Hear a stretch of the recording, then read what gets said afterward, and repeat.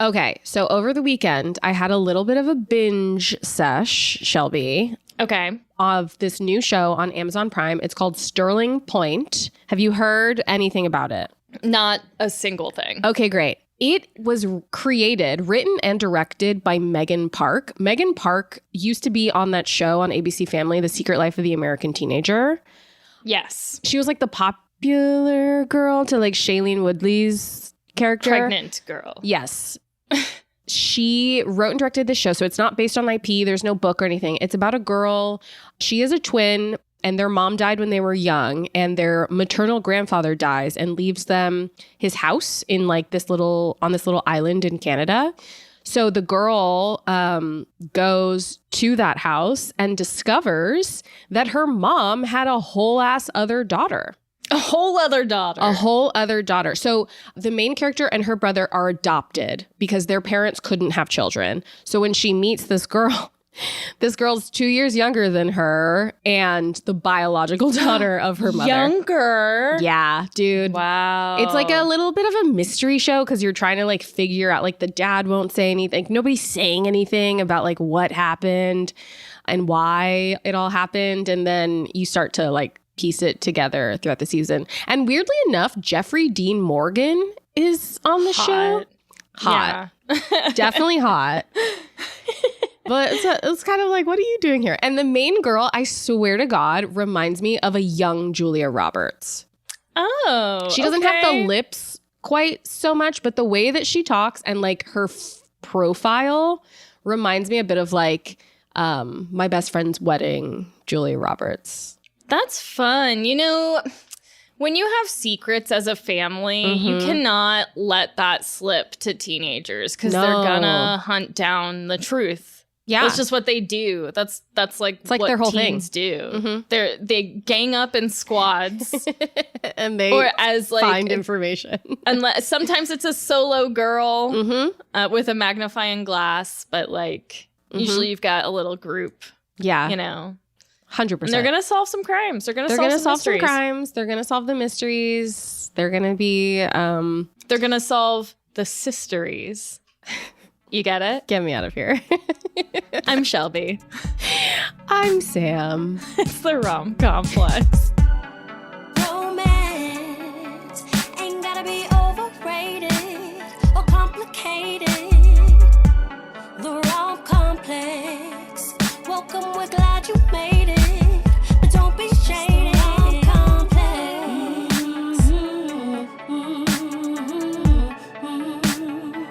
It's just the Rom Complex.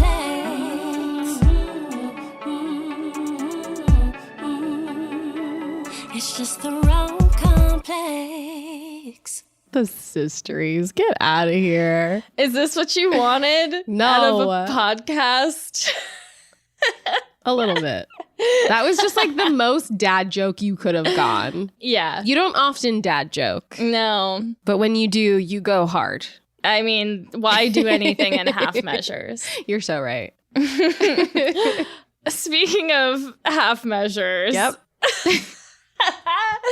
We're talking about a new movie that Wikipedia is already declaring has bombed at the box office. You don't say. And that would be this year's One Night Only.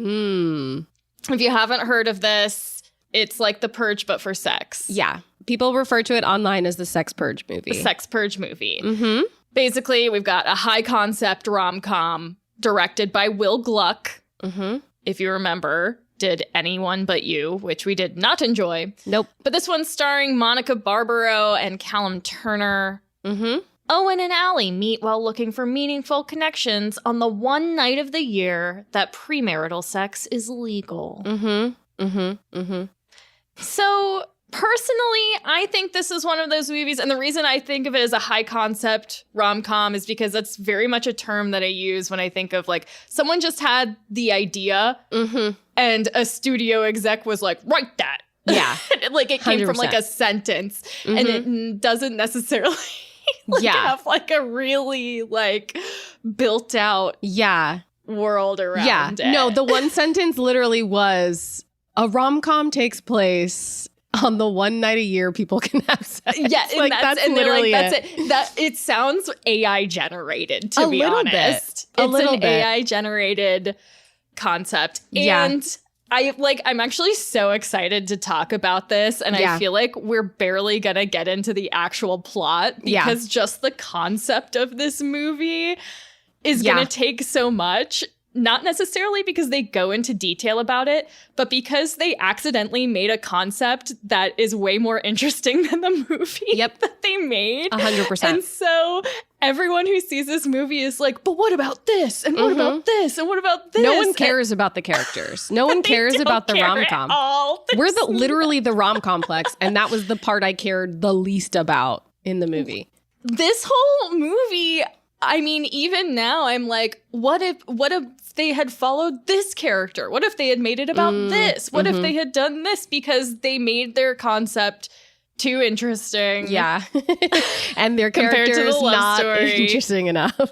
They answered too many questions, didn't answer enough questions to now the point where everyone's just distracted by the concept of the movie. Yeah. 100%. There are other flaws here, of course. But I will say, when this movie ended, we were both like, that was cute. Like, it was fine. It wasn't like a bad experience. I kind of wanted it to be better, but it was fine. Definitely. I had high hopes. Yeah, the hopes were not hit. No. The The expectations not met. Okay, so before we get into all of that, Sam. Yeah. What is this movie about? Short answer, fascism. Longer, but still short answer. It's like, to me, this movie is about how Americans specifically would not bat an eye the second that fascism becomes more like obvious in this country. Do you know what I mean? It's kind of like, because they set up this, like, and we'll obviously get into it, but they set up this concept of like the world has outlawed premarital sex. And everyone was just like, okay. Like, what? And like, yeah, they do talk about people who like, oh, they get around it by getting married and like just to have sex, and then like you have to stay married for like a year or something before you're allowed to get divorced. And like, you even have the people who are like illegally having premarital sex and are like on the run from the police and stuff. But like, ultimately, sex as a whole, not just because, I mean, let's be honest, the US has a history of banning sex that they don't like sex between races, sex between same-sex couples, all of that kind of stuff. But now it's like everyone, and the idea that they just be like, oh, well, at least we get one night a year where we can have premarital sex. That's enough. Like, what are we doing? That's why it's giving AI generated, because there's definitely not an answer to that. And so you'd think that like most people thinking about that concept would be like, but why would they give into it? And I think the answer here is they're like, why do people care? It's a silly rom-com. Yeah. And so, which is just a misunderstanding of like how people take in Media. Stories, because it's like, you did a bad movie. Yeah. And the more I think about it, the more I don't like it. No, and then like, I know we'll get there, but like, even in the end, the moral of the story is like, wait to have sex and you'll have a better relationship. And it's like, okay. It's a deeply unhorny movie. Just so deeply not unhorny. horny. Even Not like horny. the one moment of horniness feels odd in the movie. Like, it doesn't even feel right. It feels, like it was put there by accident. They did. It was accidental. It's accidental. I would say even the horniest moment isn't even like real. It's someone's imagination, which is just like, wild. That's the moment I was talking Yeah, about. that's crazy. Okay, so let's get into the whole background. Yeah. Because we find out in the movie, just through like news broadcasts kind of explaining the political situation. And from some dialogue of people being like, blah, blah, blah, blah. Well, I didn't vote for it. Blah, blah. Anyway, we find out that premarital sex has been outlawed for 3 years. And it was decided by Congress somehow, not popular vote. They made a law. They made a law. And they do that. They do that. That's they their make job. laws. Premarital sex outlawed for 3 years. or it has been for 3 years. One night a year, the ban is lifted. Yes. For qualifying people. If, like, you're on parole or whatever, you can't. And condoms are mandatory. Again, this is so, like, a gay person didn't read through this and be like, you know, what are you enforcing? Like, how is this going to be enforced? Anyway.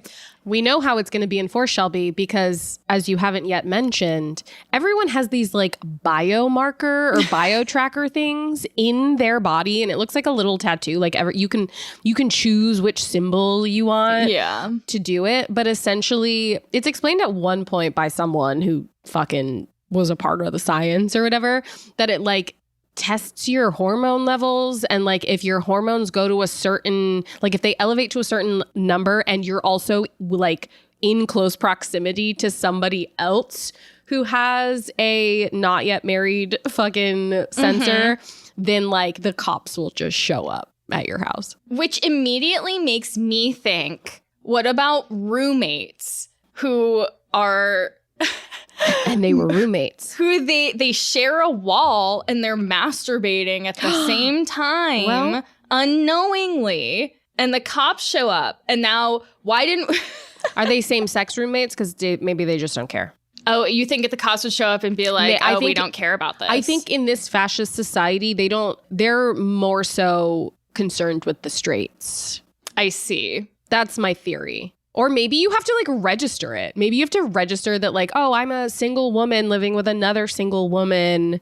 But they're probably also against masturbation. Let's all be really fucking for real. Well, no, there was a sign, if you remember, there was a sign in the prison that had like, okay, do's and don'ts and stuff. And masturbation was okay. Which is ironic because I think an administration that would ban premarital sex would also ban masturbation. It's not cornflakes. A well thought out society. Like, it doesn't make sense. And that's why I'm like, people are getting hard or being hard on Callum Turner for being like, this couldn't actually happen. What if he means it from the perspective of like, this isn't like a fully just thought logically world. That's not how he means it.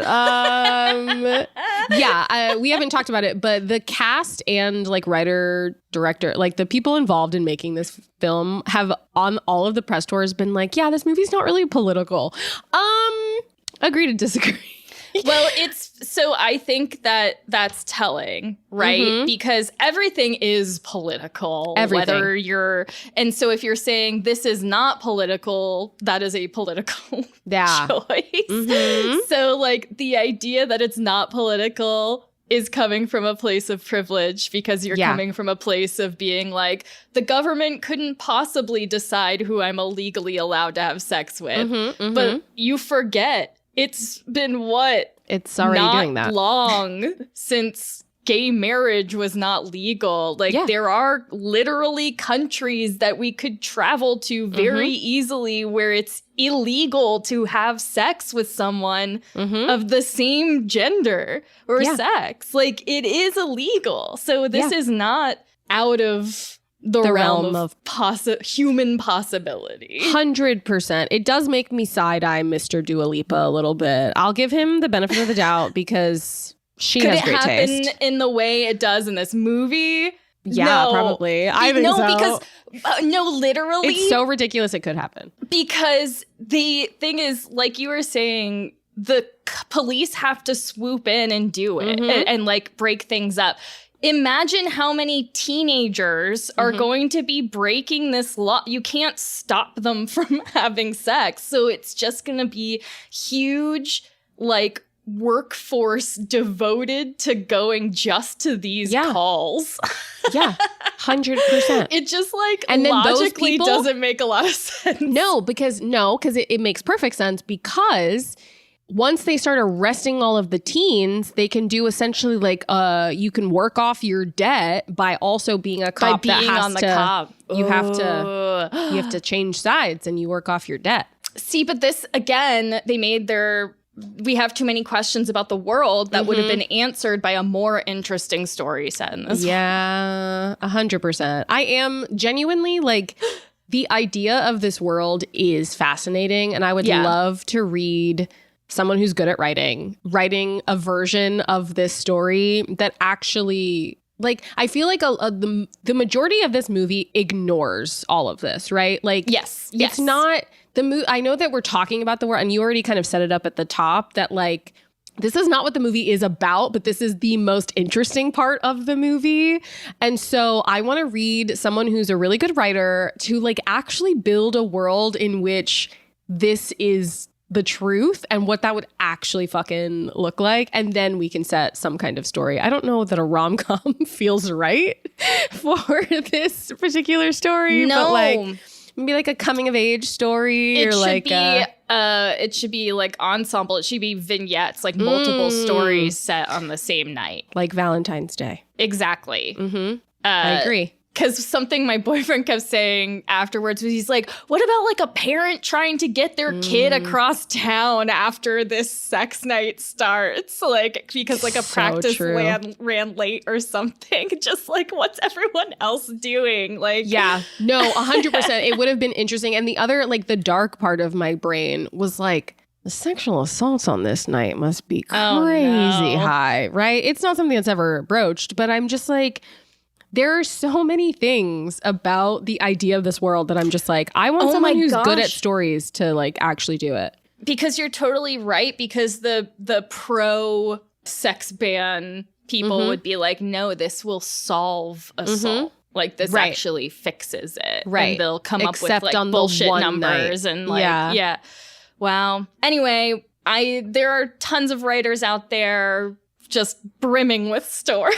I just genuinely, if you're writing a story about the world of this movie that is more interesting than the plot of this movie, I would love to read it. So you can email it to us. I could see that happening, because now with this being the high concept is the Purge but for sex, now we're going to get a book that's like one night only, but a more in-depth, but more interesting. Book. Yes. Yeah. You know? I love that. I love the idea of it being vignettes too, because it's like how it affects, like, this movie is clearly just about two people in their late 20s, mid to late 20s. Well, yeah, something like that. Experiencing this, like, one night a year. But you're right. Like, we do get little glimpses. Like, I was so interested in the, what's her name? Allie's roommate, her lesbian roommate's situation. And because at one point she mentions, like, oh, we've been playing by your guys' rules for a long time. Like, we know how to have premarital sex without getting caught or something. Yes.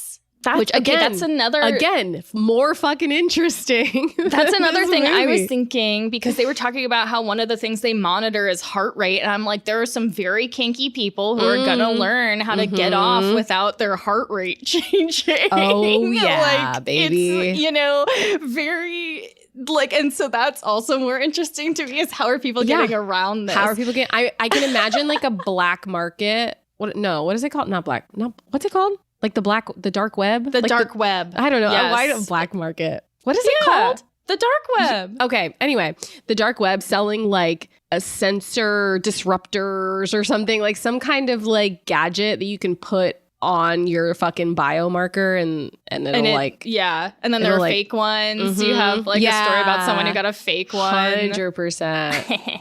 Yeah. I still want the story about the roommates who are on probation this year because of their masturbation mishap. Dude, yeah, put that story in there. That's what I'm saying. Like, I think it definitely would have been more interesting. I think they tried it. They just didn't really do it enough. Well, I mean, I don't know. So the writer, this person, Travis Braun, doesn't have a blue link on Wikipedia, so I don't never heard of him about this person. But who knows? Who knows what could happen if someone with a vision had this, idea. Anyone but you, Will Gluck. Anyway, Will Gluck. I guess we should get into the actual story. So, yes, like you mentioned, we have Owen and Allie. Owen, played by Callum Turner, he owns like a pizza shop. This all takes place in New York also. I don't know if we mentioned that up top. Yeah, and we're supposed to buy Callum Turner as this like real New York guy. Hey, I'm walking in. And I just don't. It doesn't. Nope, it doesn't. It doesn't. You did your darn best. He tried. Mister Lipa. Mister Lipa. Yeah, Mister Dua.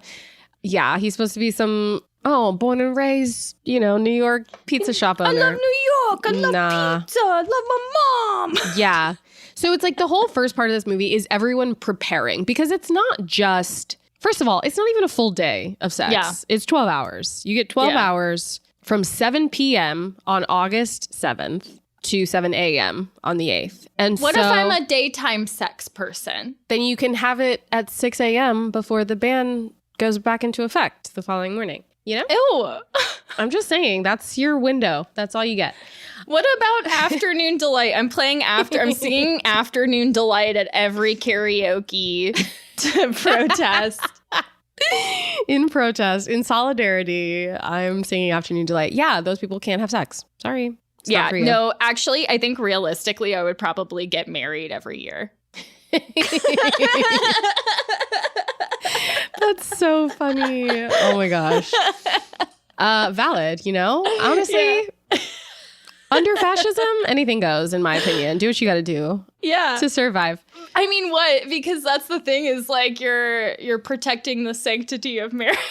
Yeah. Like, this is my rebellion. Yeah. You know what? That's so fair. That's how we resist. Exactly. So we resist the ban. Anyway, so everyone's preparing. Owen hands off his shop to this married couple, because married couples can have sex. Shop. Yeah. Yes, his little pizza shop. And he is like, okay, guys, all the other guys are single, allegedly. And so they're like, come on, man, it's almost time. We got to go. And so there's a married couple that works for him, and they just trade off. Interesting question. So married couples, are they allowed to have sex just forever? Yeah. Cool. Well, yeah, there we go. They can just have sex whenever, and we'll get into it. His mom, that's her boyfriend. They're not married. Yeah, I don't think they're married. See, that's stupid. They should just get married. They're both old anyway. Maybe there are more barriers to getting married in this world. No, there isn't, because they talk about you have to stay married for a year. The only barrier is you have to stay married for a year. But it seems like they've been together for a while. So I don't know. Anyway, it's besides the point. So he has a big plan. So he has a girlfriend who is played by Maya Hawke. And his plan, we find out, is that he was going to propose to her. So it's Purge night. And he has this it's also their anniversary ? Or something. It's whatever. They go to a fancy sushi restaurant. And it's clear he's setting up something. And then in the middle of dinner, Maya Hawke, Malika? Malika. Malika? I think he calls her Malika. Yeah. It was not a real name. The pronunciation of it was not real. Whatever her name is. Yeah. The way they pronounce it, I was like, what is happening?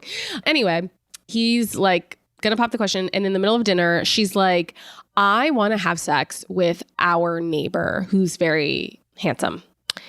And Owen's just like, huh? What? We're in a committed relationship. What do you mean you want to have sex with somebody else? And he's very upset. But she's just like, I'm going to do it. And I think you should have sex with somebody else too. And I think it'll be good for us. Right. She's like, we'll find our way back to each other if it's meant to be, Sure. Okay.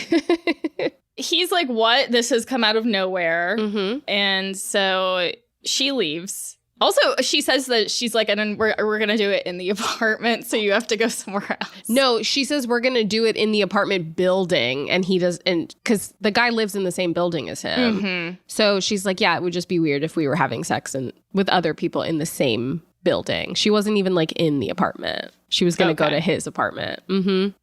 But it turns out Owen was going to propose to her. Yeah. He gets out there's a cocktail with a big ice cube with a ring in it. Mm-hmm, mm-hmm. And he like has to hold it in his hand and melt until it the melts. ring. Uh-huh. Okay, meanwhile, we cut over to Allie, our girl. She's a commercial singer. Like, literally, she sings for commercials. Yeah. The kind of, like, you know, prescription pharmaceuticals that have, recognizable songs with lyrics changed to make sense with the pharmaceutical. She sings this. Yeah, yes. We've all heard it. We've all heard the Wegovy theme. I did not know that was from a musical. Yep. I thought it was just the Wegovy song. Nope. I was wrong. Anyway, Allie, she, after singing, she goes out, meets up with her friend Jacinta. They're ready. They're looking cute. And then Jacinta immediately finds a guy for the evening. And she's like, we're going to go have sex. Yes. And Allie is one of the rare people in this society that's like not just trying to have sex. She wants to have sex with someone that she could potentially date or someone that she at least likes. And that's like her whole spiel with Jacinta, like when they're initially at the bar, is like, no, we're not just gonna go after the first guy, you know, like even dress code wise, she's like, we said we were gonna dress classy, and like Jacinta has a shorter skirt on, so she's like, we said, you know, we were gonna look like classy or whatever.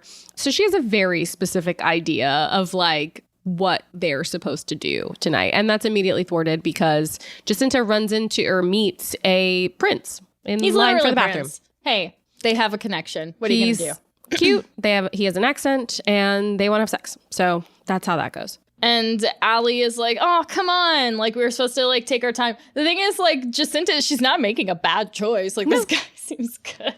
I mean, he's a prince. He's a prince. He's an accent, so. But Allie, of course, is disappointed. She wants to make a genuine connection, which is where I think it comes in that this movie is trying to be about, like, a current dating climate where, or not even current, just, like, the kind of idea that everyone seems to just want to hook up. And you're trying to find someone who wants to have a more meaningful connection. And that's kind of the flow of the rom-com they're going for in this world that doesn't really have it set up for that. So Allie goes home and her roommate, who is gay, Aria, and this is where Aria is making the comment where she's like, we've been getting around like straight people rules for decades. Like, you know, I don't need this night because she is actually babysitting this foul-mouthed 12-year-old for $5,000. I'd do it. I would do it too. Are you kidding? $5,000? I'd also probably be married. So yeah, you probably would be. It just makes me think, I'm like, okay, that's why there's no gay people. No other gay people in this movie. I mean, I guess we do see like some girls making out at some point. It's just really not thought out in that way. Okay, so Aria encourages Allie to like get back out there. She's like, oh, look hot, wear this dress. One of my exes left. And that's where we get the silver sparkly dress from all the trailers. She like encourages her. And the 12-year-old has a condom for some reason. So they're able to get the condom. She has a condom for the evening. Hooray. Yay, she can have sex one time. Hooray. That's what she needs. Yep. Owen, after this whole like disappointment, he goes to his mom, Linda, and she tries to comfort him about his breakup, but she's very much like, you know, that's just how things go. Yeah. Like sometimes it happens. His mom is also played by Molly Ringwald. Yeah. Incredible. A bunch of people are in this movie. And like, in my opinion, to the movie's detriment, they use too many cameos or like too many famous people like in the most random ways that I'm like, we didn't really need to see this. There is a point where Owen runs into Bobby Cannavale and Pete Davidson, and it literally does not affect the plot in any way or come up in any way because, like, I don't even remember where it fell in the movie. It's towards the beginning. It's before the proposal. It's before that whole scene where he tries to propose to the girlfriend. Wow. Because he like just bought flowers or something and he's walking and he sees someone getting mugged, but really it's just a set, which again doesn't make sense because there would be like 50 billion people being like, you can't walk down there before you even got on the street. But I digress. Yeah, they're in it. Like Julia Fox is it? Is that her name, Julia Fox? Yeah. She's in it. Freaking LeVar Burton plays Rick, Linda's boyfriend, the mom's boyfriend. And so, yeah, I think there are too many people in this movie.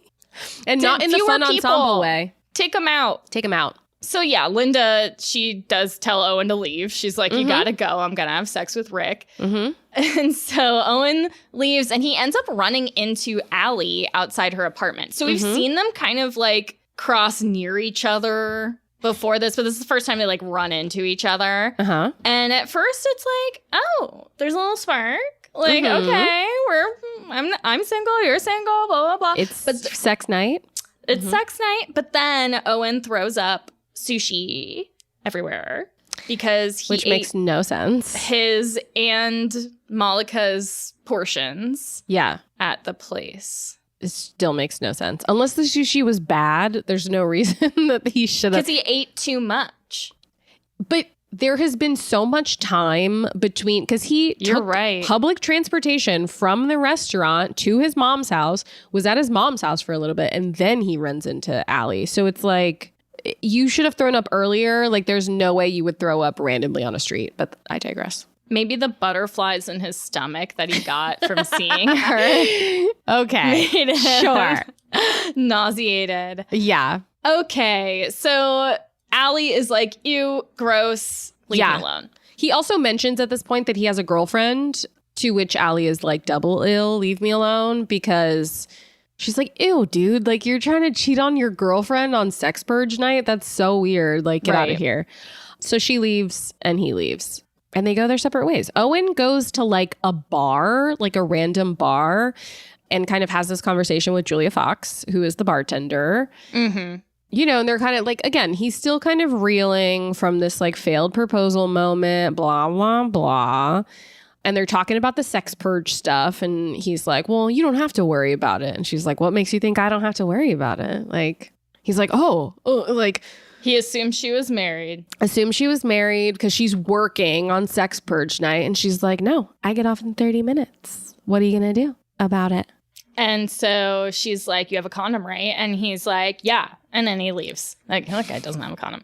He goes on like a hunt all around the city. Meanwhile, It just doesn't make any sense. At the very least, he thought he was getting engaged. Why doesn't he have a condom on sex night on the day he was going to get engaged to his girlfriend? I don't know. Hello? At least we know on the other side of things, Jacinta stole all of the condoms. Yes, from at Allie. least that makes sense. My only rationalization of why he doesn't have a condom is that all of the condoms are at the apartment that they share together. And he didn't want to go back. And he didn't want to go back because he thought the girlfriend was going to be having sex with the guy, Glenn Powell. Anyway, the other thing too is, oh shoot, there was another thing that I was like, this also makes no sense. And now I can't think of it. If I think of it, I'll throw it back in. Well, Allie, she goes off to like a different bar and she goes through a series of talking to guys, including the guy who explains the whole science behind the little tattoos. And he talks about how they're also working on something to block dopamine. So that means you would be able to have sex without it registering on. So the same people making the technology behind the thing monitoring your levels would also allow you to get around it. And that's the kind of cyclical stuff that actually happens. But then also too, it's like taking the thing away from you and then repackaging it and selling it back to you as a worse version of the thing. Because having sex with no dopamine, like, you're not even like having fun. You're just like, okay, I'm done. Like, are we good? Okay, great. Yeah, I'm how leaving. would they? It doesn't even. Anyway. What would be the point? So she's talking to a few no-goes. You know, she talks to that guy. She talks to a little magician. He is small, but yeah. He is small. And then she ends up like playing piano and a guy comes and sits next to her and they do a little duet and it's cute. And they go make out in a coat closet. Yep. But when she gets back, she realized someone's stolen the condom. The one condom she had. The one condom she had. It's gone.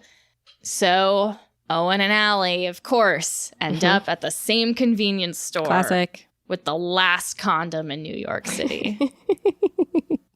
It's also so funny to me too because this is literally one of my favorite tropes ever. It's like the Last constant condom? Yeah, One condom trope? Last condom trope is my favorite trope. No, the like the main characters running into each other at various different points in the night. I genuinely do enjoy it when done well. Not necessarily here.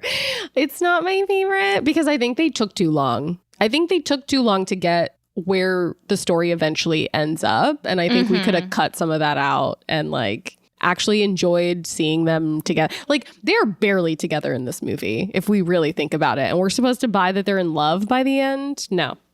It's also a bit confusing what Owen wants throughout this because at first the idea is he's supposed to have sex with someone because his girlfriend's having sex with someone, but he doesn't really sell that as like a thing he wants to do. Yeah. So it is very like, he doesn't seem super motivated to even have sex until he is. And then it's like, but why do you want this so bad now? Mm-hmm.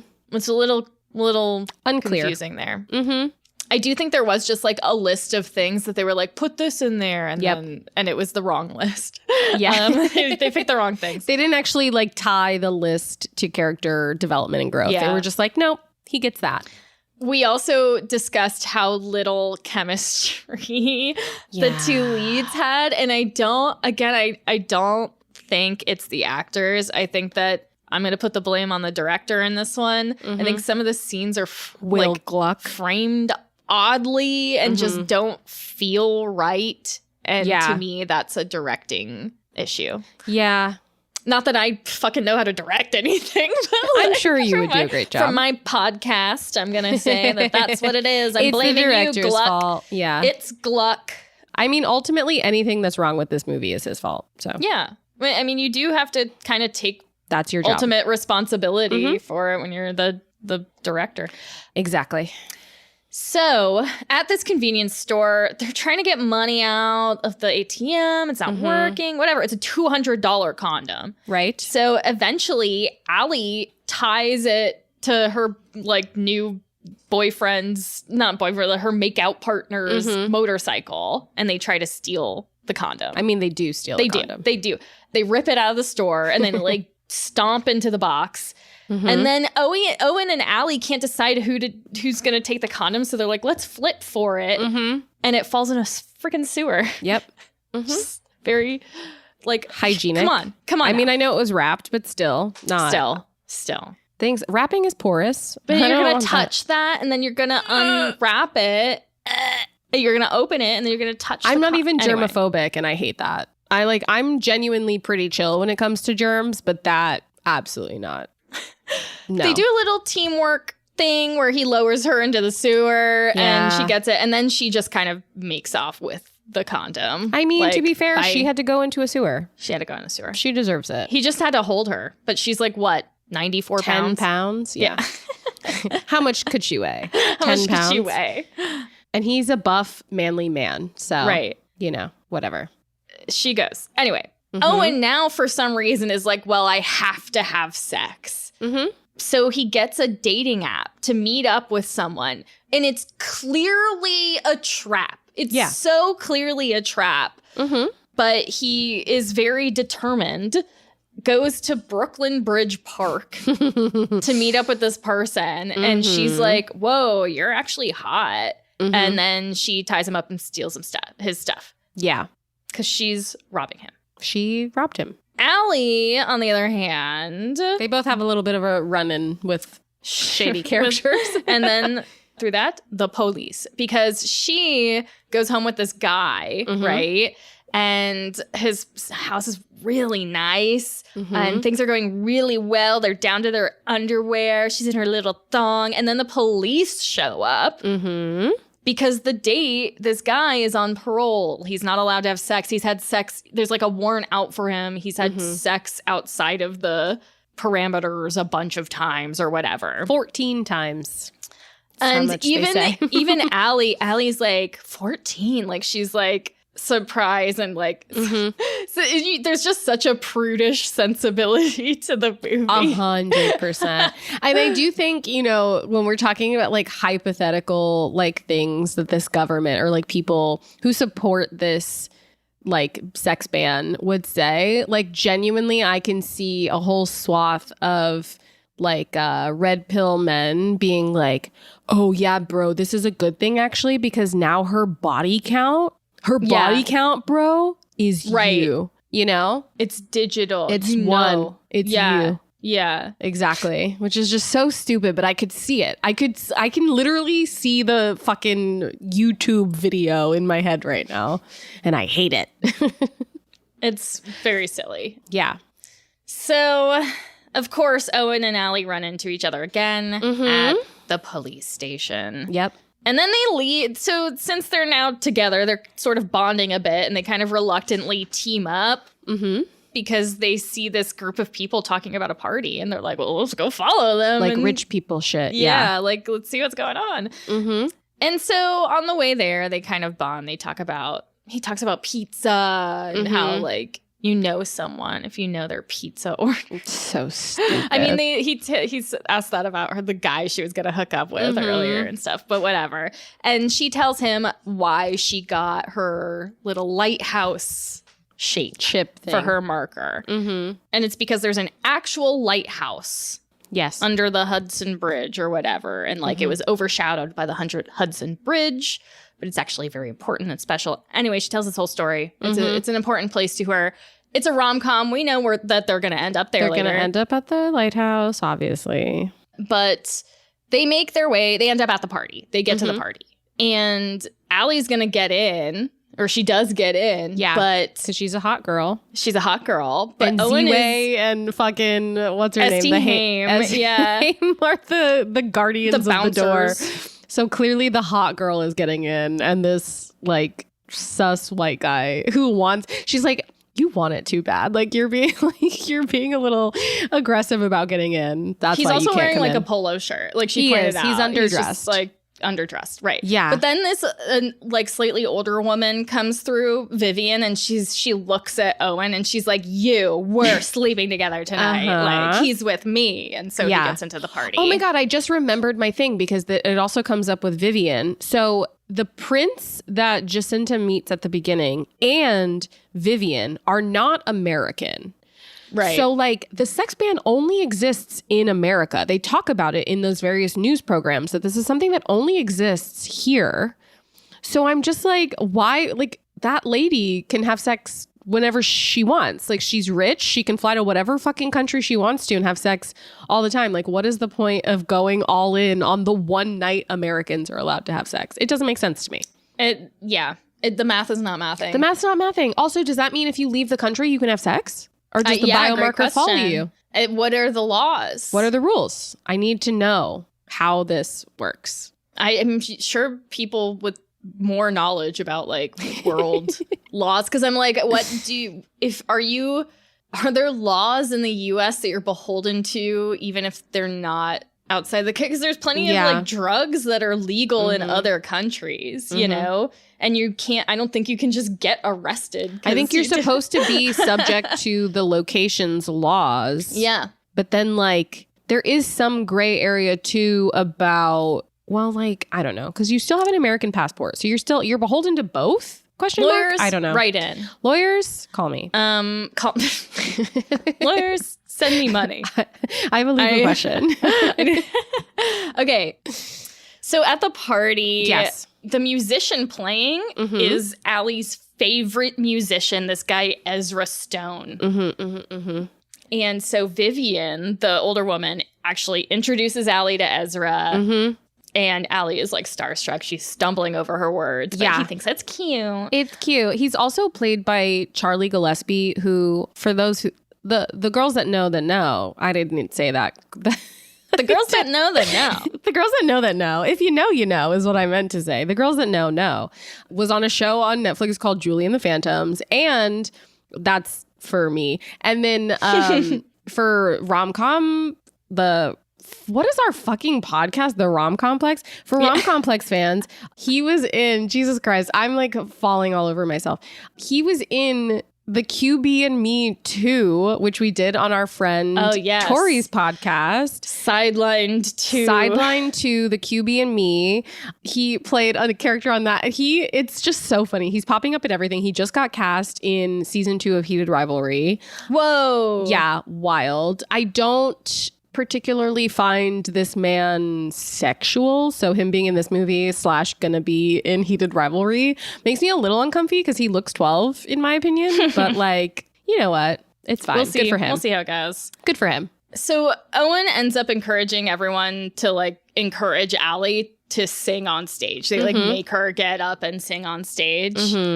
And she does. She sings, and they have this recurring thing where she has like an active imagination, and she'll imagine things. So she imagines that like the whole room is like swaying along and singing along with her, but really it's just Owen. Owen is the one paying attention. Then afterwards, it's like, okay, time to bang. Owen takes Vivian. She's like, let's go to your place. I'm tired of my place. I love coming in a stranger's house or something like that.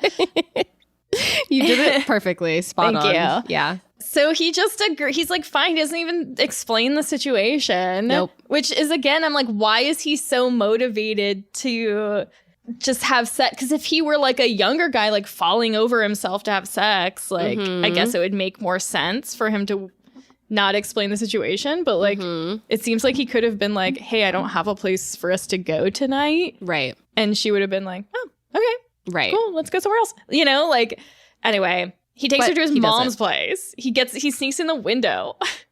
Which is like, you already know your mom is there with her boyfriend having sex. What do you think you're gonna find? Right. Where do you think you're gonna go in her house that she won't be able to find you? I guess he assumes she's asleep upstairs or something. No, she's having sex with her boyfriend. Like, come the fuck on. So they're making out, and of course his mom and Rick walk in. They have like bubble wrap wrapped around them, and they're doing a kinky little bubble unwrap thing. And Vivian is like, this is too weird for me. Goodbye. Yeah. Honestly, what? Yeah. You wouldn't stay? No. You would leave. Honestly, I respect Vivian. She's a woman who knows what she wants. She's gonna get it, and that's it. When she doesn't like it, she's like, I'm out. Bye. Yeah. She's like, I have to be in America today. This is so stupid. Destination holiday. You have to go to America during the sex purge night. I was wondering, is there like, sex tourism is a thing? So probably. Like, when people come. Yeah. There probably is a ton of sex tourism. Yeah. In this world. So Allie, on the other hand, she is like, this is like dream come true. She's with Ezra in the recording studio. He's working on like protest music. He does like protest. He's like against the band. For the band. Yeah.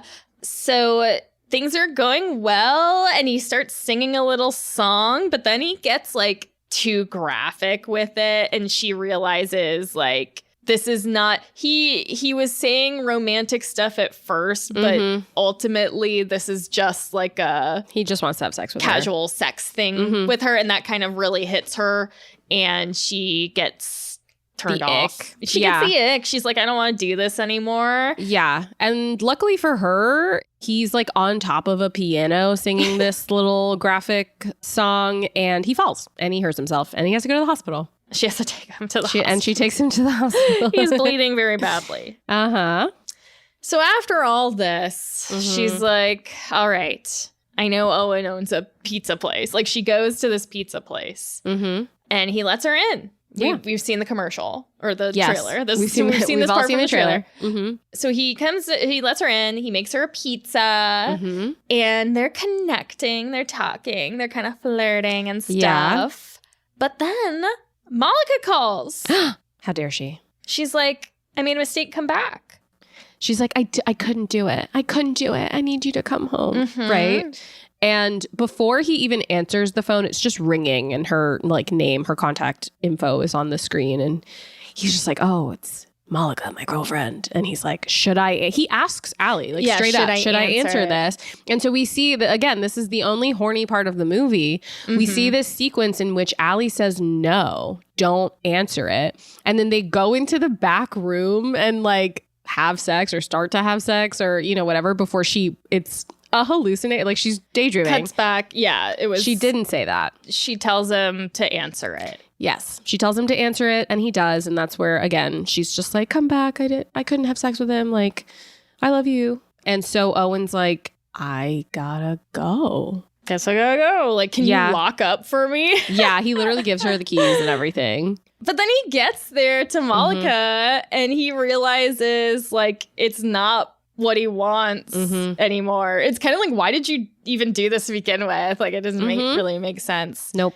So he goes back to Allie's building and is like yelling her name outside. He buzzes everybody. He's like trying to find her before, 7 a.m. Yeah, before the sex band starts. And he can't find her. But when Allie does get home, it's like the 12-year-old who's like, yeah, there was some guy calling your name out, Really? out there. A guy? What did he look like? Right. And so she's like, oh my God, this is a romance movie. And there's this like kind of like competing thing in the movie where they're using the images of the lighthouse versus like the Empire State Building. Right. And her being like, I don't need like an Empire State Building thing. I just, I just need a lighthouse. a lighthouse. Right. So like, anyway, she goes to the lighthouse and he has gone back to like his mom for advice. And they're kind of like, well, you gotta go get her. Like, what were the last stuff you said to her? Anyway, she goes to the lighthouse, thinks he's not there. It's kind of like a switch up where they're like, oh, did he go to the wrong place? Yeah. Did he go to the Empire State Building? But no, he's there at the lighthouse. So they go in and yeah, he has coffee. He knows how she takes her coffee. 4 sugars. So they go inside to have sex in the lighthouse. But then, like, as they're making out, they're like, wait, I don't want this band to, like, define us. And they're like, should we just wait a year? A year. And they both agree. Yeah. And they're like, yeah. And then because I mean, I honestly get it if they're like, they literally have 10 minutes and like they still have all their clothes on. Like she was wearing jeans at the end, I liked her outfit at the end. Yeah. It's just very simple, but like cute. I like that. Yeah. So it's like, I get it. But at the same time, I'm just like, whatever. We get it. You guys don't need to have sex. Well, and it also is not like, the whole, like, let's not be defined by the band, like, isn't really a strong thing throughout the movie. So to kind of culminate with that doesn't make sense from a story perspective to because me. At no point. So I agree with you a lot of the things that you've said about specifically Owen throughout this whole movie. His motivations are so unclear. They make no sense. Like, they're flip-flopping constantly. Like, he doesn't seem like he knows how to make a decision a lot of the time. Whereas on the opposite side, I think Allie's character is really defined throughout the entire like movie, where she's just kind of like, I don't want to just have sex. I want to find meaningful connection. So it makes sense to me at the end when she's like, should we just wait? Because I know that I like you and I know that we'll probably be together a year from now and we can have sex. And like, in the meantime, we can just get to know each other more and like fall in love and like do all this stuff. So it makes sense on her part. And I think the only reason it makes sense from Owen's perspective is because we don't really actually know what he wants. And so he's just like, oh yeah, sure. He just seems to be like, yeah, sure, with everything. It just like going with the flow, I guess, ? Which is very strange for someone who is literally going to propose to his girlfriend. I guess that's the thing, is like he had this plan for his life that is now not there. So the point is we should know who he is, like outside of that, or maybe he's discovering it through all of this. Like there were definitely more interesting things to do here that would have made it more clear, I think. Yeah.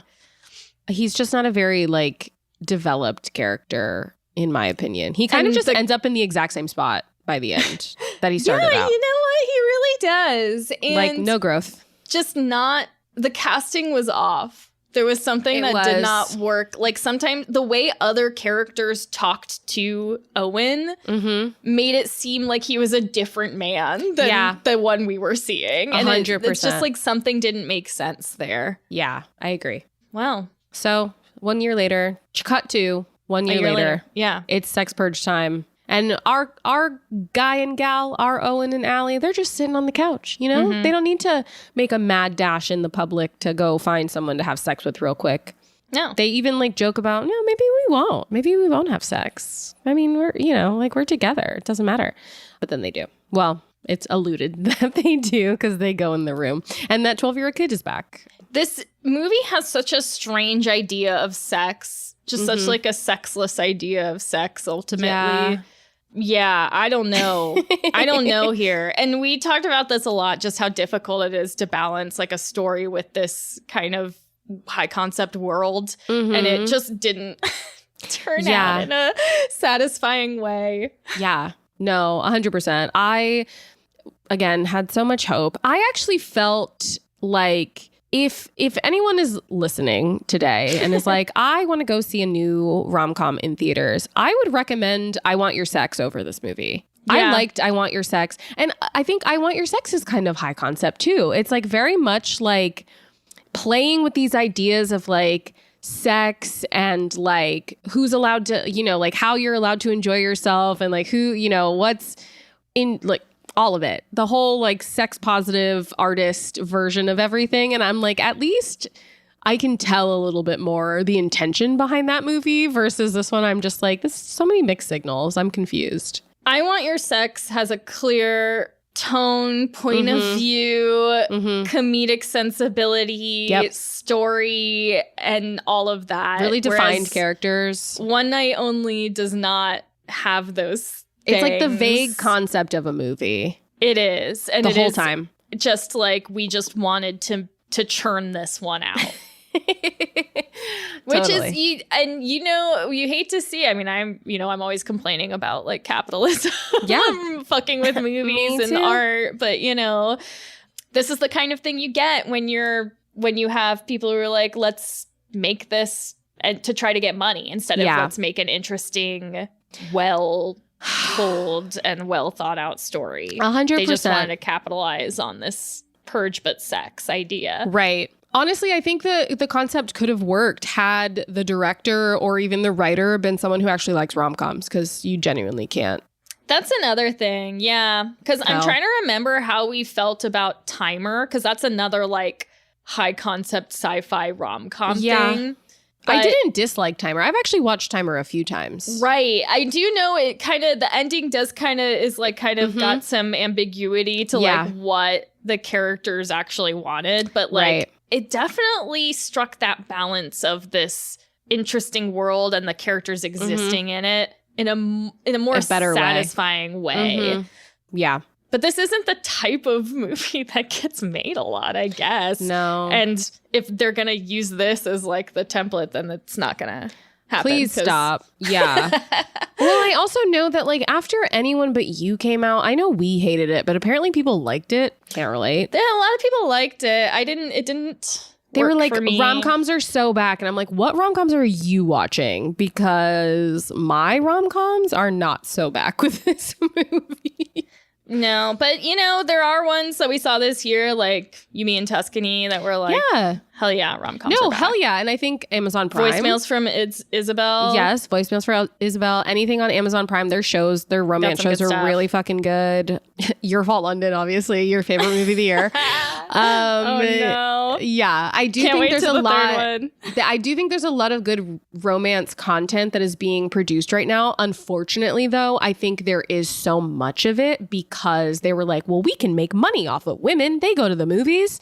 They love rom-coms. Let's make more of this shit and make it bad.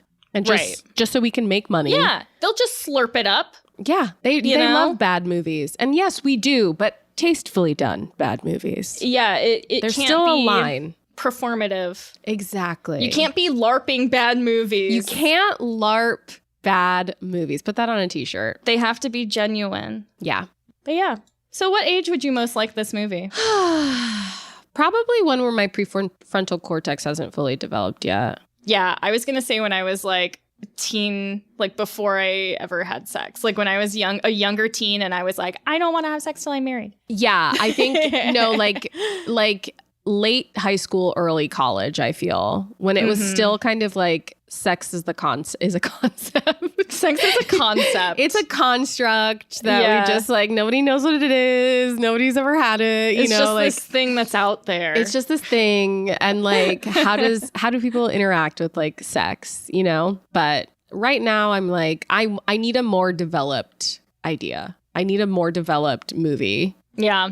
This is like first draft to me. Like this feels like a first draft of a movie as opposed to a final.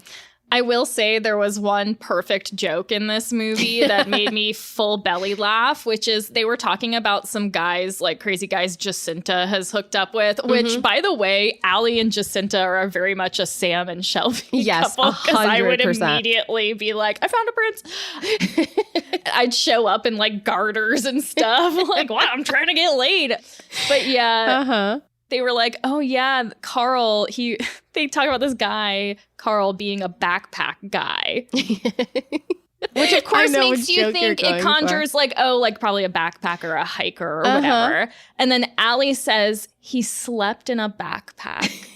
Just perfect combination of misdirect, like of setting up expectations and then changing them and then putting in something very absurd. Yeah. Sleeping in a backpack. Sleeping in a backpack. I laughed very hard. Loved it. You did really like that joke. That was the best part of the movie. That's the only award I'm giving this movie. You know what? Joke. And that's all you need to give it. Yeah, exactly. Well, there we go. That's that. We've given an award to the movie, and we can now give a shout out to our $10 patrons. So shout out to Catherine W. and shout out to darlinghomebody.com, Nicole J. Thank you. Thank you. And until next week, remember to keep falling in love with yourselves. Bye. If you'd like to find the Rom-Complex on social media, head on over to Instagram or TikTok at The Rom-Complex. You can also find us on our website, theromcomplex.com, where you can have access to all of our latest episodes and links to our social media pages, as well as Patreon. That's right. Our Patreon is at patreon.com/theromcomplex. Head over there and you can sign up for any tier and gain access to mini episodes, tarot readings, watch-alongs, and more. And of course, if you're a $10 patron, we will shout you out on every episode. Thanks for listening.